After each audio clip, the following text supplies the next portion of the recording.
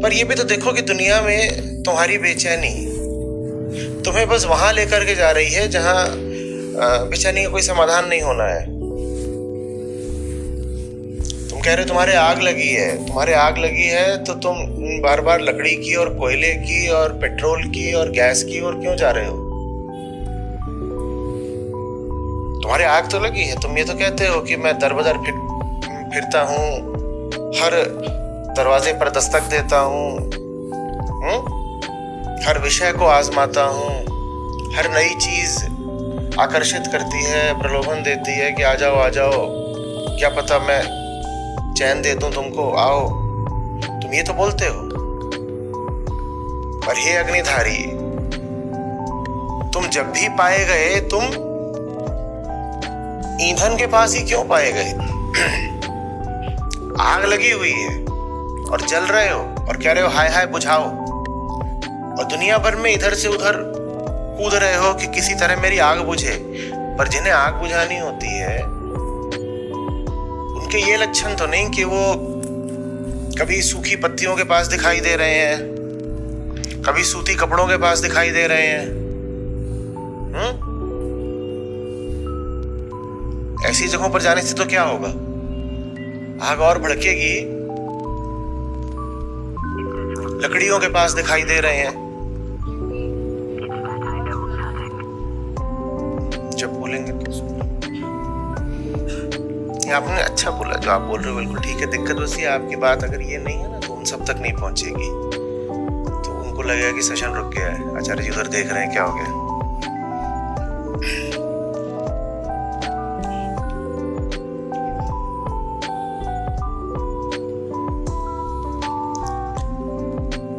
तो बेईमानी है। अगर सचमुच बेचैनी मिटानी होती तो ऐसी जगहों पर भी कभी तो पाए जाते जहां सचमुच बेचैनी मिटती है। कभी तो वहां मिलते, वहां तो कभी मिले नहीं। कहां मिले हमेशा? कपड़ों की अलमारी के पास। आग लगी है और कपड़ों की अलमारी के पास क्या कर रहे हो? कपड़ों की दुकान में क्या कर रहे हो? वहां जाने से आग बुझती है? क्या होगी? और भड़केगी। फर्नीचर की दुकान में क्या कर रहे हो? वहां आग बुझेगी और भड़केगी।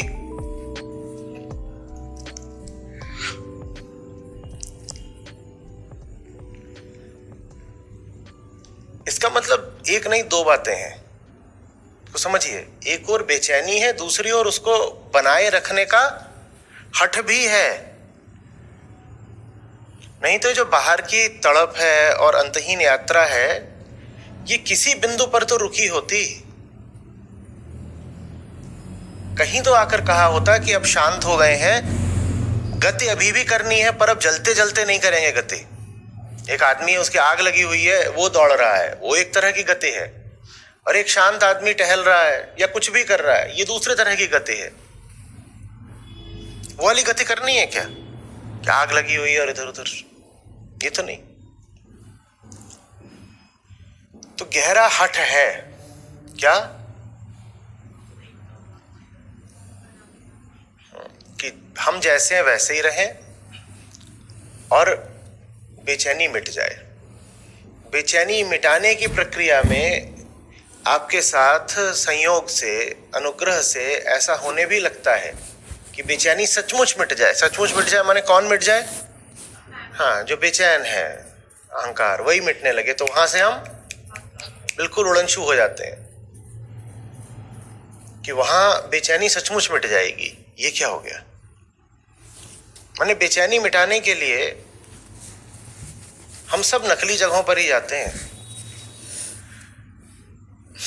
दावा तो ये है कि हमें अपनी बेचैनी मिटानी है, पर बात खुलकर कुछ इस तरह आ रही है कि हमें बेचैनी मिटानी है ही नहीं।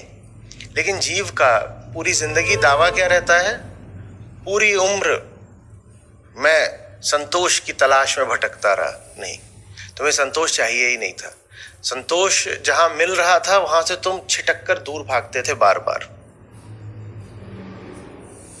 संतोष तुम्हारे पीछे भी अगर दौड़ रहा हो कि आ जाओ, तो तुम उसको गरियाते थे, लतियाते थे कि नहीं नहीं। और दावा क्या करते थे कि अभी तुम्हारे पास कैसे आ जाऊं, मैं तो भाग रहा हूं संतोष की तलाश में।